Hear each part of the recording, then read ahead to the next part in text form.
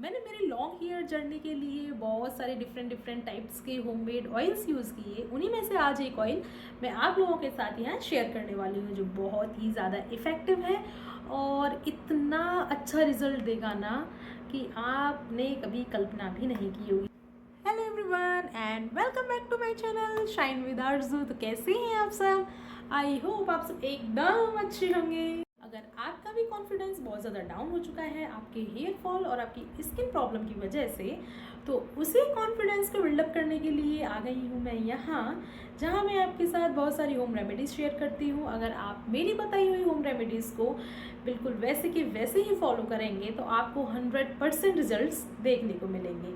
लेकिन उसके लिए करना क्या होगा? उसके लिए आपको मेरी वीडियो को शुरू से लेकर लास्ट तक पूरा देखना होगा।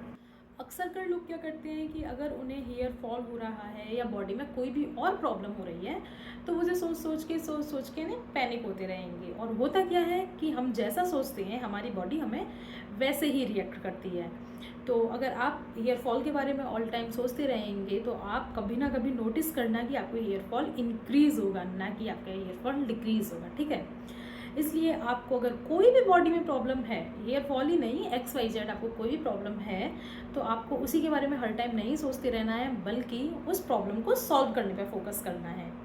दूसरी बात, अगर आप अपने हेयर केयर में होम रेमेडीज़ को ऐड करने जा रहे हैं तो उसके लिए सबसे पहले आपको पेशेंस रखना होगा, क्योंकि होम रेमेडीज़ पेशेंस पे वर्क करती हैं। जैसे कि आपने कोई भी हेयर ऑयल बनाया, कोई भी होम रेमेडी देख के, तो ऐसा नहीं है कि आपने उसको 7 दिन, 10 दिन, 15 दिन, 20 दिन यूज़ किया और अब आप उसका रिजल्ट्स देखना चाहते हैं। अरे हमें तो फ़ायदा हो ही नहीं रहा है, अरे हमें तो रिजल्ट्स मिल ही नहीं रहे हैं। ऐसा नहीं होने वाला है। पहली बात तो आपको ये दिमाग में बात बिठानी पड़ेगी। क्यों?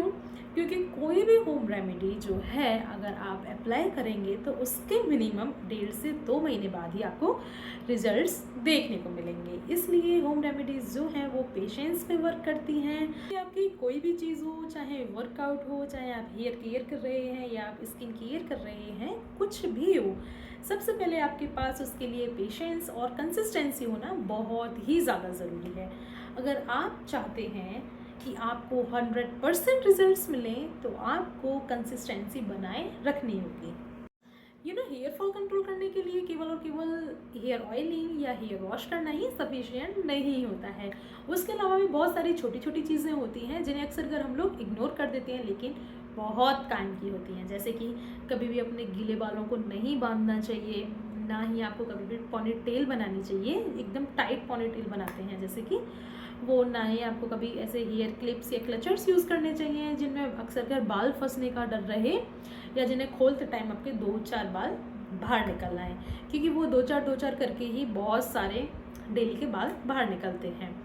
साथ ही आपको हमेशा माइक्रोफाइबर टॉवल यूज़ करनी चाहिए। जब भी आप पिलो यूज़ करें तो उसका कवर एकदम सॉफ्ट होना चाहिए। याद रहे कि पिलो कवर कभी भी प्योर कॉटन का यूज़ नहीं करना चाहिए, क्योंकि प्योर कॉटन का कवर जब भी हम पिलो में यूज़ करते हैं तो उससे क्या होता है कि फ्रिक्शन ज़्यादा होता है। फ्रिक्शन होने से हमारे बाल टूटने लगते हैं। इसलिए हमेशा पिलो कवर भी कैसा, माइक्रोफाइबर ही यूज़ करना चाहिए। तो ये थी आज की छोटी छोटी सी टिप्स जो आपका हेयर फॉल कंट्रोल करने में उतना ही हेल्प करेंगी जितना आपका हेयर फॉल कंट्रोल करने में एक हेयर ऑयल करता है। मेरी लॉन्ग हेयर जर्नी में बहुत सारे डिफरेंट टाइप्स के ऑयल यूज़ किए और उन्हीं ऑयल में से आज एक ऑयल मैं आप लोगों के साथ शेयर करने वाली हूँ जो इतने कमाल के रिजल्ट्स देगा ना, जिसे यूज़ करने के बाद आपको मज़ा ही आ जाएगा और कहोगे वाह आरज़ू क्या होम रेमेडी बताई है।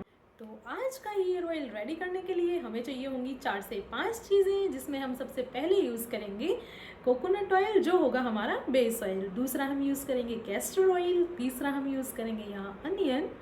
और चौथा हम यूज़ करेंगे यहाँ करी लीव्स। और पांचवा होने वाला है हमारा मेथी दाना।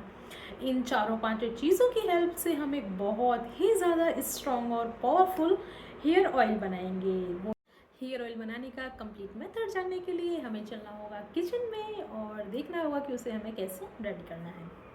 तो आज का ऑयल रेडी करने के लिए सबसे पहले हम यहाँ 1 मुट्ठी के आसपास करी पत्ता ले रहे हैं। लीव्स का मॉइस्चर खत्म करने के लिए हम इसे 3 से 4 मिनट के लिए लो फ्लेम पर ड्राई रोस्ट करेंगे। जैसे ही आपको पत्तियों से एकदम क्रिस्पी सी साउंड आने लगे वैसे ही आप अपनी फ्लेम को बंद कर देंगे। जैसे कि देखो आप, बहुत अच्छे से ये ड्राई रोस्ट हो चुकी है, इसमें किसी भी तरह का कोई भी मॉइस्चर नहीं है। और सेकंड स्टेप में हम लेंगे यहाँ 1.5 से 2 चम्मच के आसपास मेथी दाना। वो भी मैंने कम से कम 3 से 4 मिनट के लिए लो फ्लेम पर बहुत अच्छे से ड्राई रोस्ट कर लिया है। अब एक मिक्सी जार लिया है, मिक्सी जार में मैंने मेथी दाना ऐड कर लिया है और साथ ही मैं ऐड कर दूंगी ये ड्राई रोस्ट किए हुए करी लीव्स। तो करी पत्ता और मेथी दाने को पीसने के बाद कुछ ऐसा पाउडर रेडी हो चुका है। करी पत्ता और मेथी दाने का पाउडर रेडी करने के बाद अब हम यहाँ लेंगे 2 मीडियम साइज़ की रेड अनियन, जिसे कुछ हम इस तरह से लंबे लंबे पीसेस में कट कर लेंगे। ध्यान रहे कि हमें यहाँ सफ़ेद वाली प्याज का इस्तेमाल नहीं करना है। ऑयल रेडी करने के लिए मैं यहाँ जो लूँगी वो है मेरा ये कोकोनट ऑयल, जिसे मैं 150 ml ऐड करूँगी। साथ ही इसके ऐड करने वाली हूँ मैं ये कैस्टर ऑयल, जिसे मैं 3 से 4 चम्मच के आसपास ही ऐड करूँगी। यहाँ मैंने कढ़ाई में कोकोनट ऑयल और कैस्टर ऑयल को ऐड कर दिया है और इसे अभी मैंने लो फ्लेम पर रख दिया है। सबसे पहले मैं इसमें ऐड करने वाली हूँ ये अनियन। साथ ही मैं इसमें ऐड करूँगी ये करी पत्ता और मेथी दाना वाला पाउडर। मेथी दाना और करी पत्ता का पाउडर और प्याज तीनों को अच्छे से इसमें ऐड कर दिया है और अब हम इसे धीरे धीरे चलाते रहेंगे। गैस एकदम लो फ्लेम पर रखेंगे और तब तक चलाना है जब तक ये झाग कम ना हो जाए या ख़त्म ना हो जाए। उसके बाद आप इसे आराम से छोड़ सकते हैं।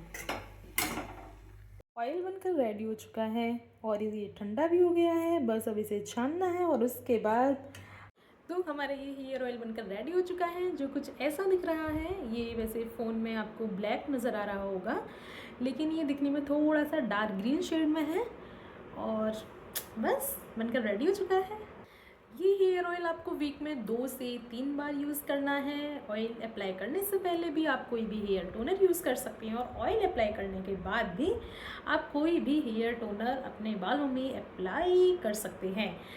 हेयर वॉश करने के लिए आपको बहुत ही माइल्ड शैम्पू का यूज़ करना है और फिर देखो रिजल्ट्स, जो आपके बालों में बाउंस आएगा, आपके बालों में रीग्रोथ होगी। मैं ये जितने भी होम रेमेडीज़ बताती हूँ वो सबके लिए बेनिफिशियल हैं। ऐसा नहीं है कि ये सिर्फ फीमेल ही ट्राई कर सकती है या ये सिर्फ मेल ही ट्राई कर सकते हैं, ये हर किसी के लिए हैं। कोई भी ट्राई करो, आपको किसी भी तरह का कोई भी साइड इफ़ेक्ट नहीं होगा, सिर्फ और सिर्फ आपको बेनिफिट्स ही मिलेंगे। अगर आपको मेरा ये वीडियो थोड़ा भी अच्छा लगा हो तो एक लाइक ज़रूर करना और अगर आप मेरे इस चैनल पर नए आए हैं तो ऐसे ही इन्फॉर्मेटिव वीडियोस के लिए मेरे चैनल शाइन विद आरज़ू को सब्सक्राइब करना ना भूलना। तो मिलते हैं नेक्स्ट वीडियो में, तब तक के लिए बाय बाय।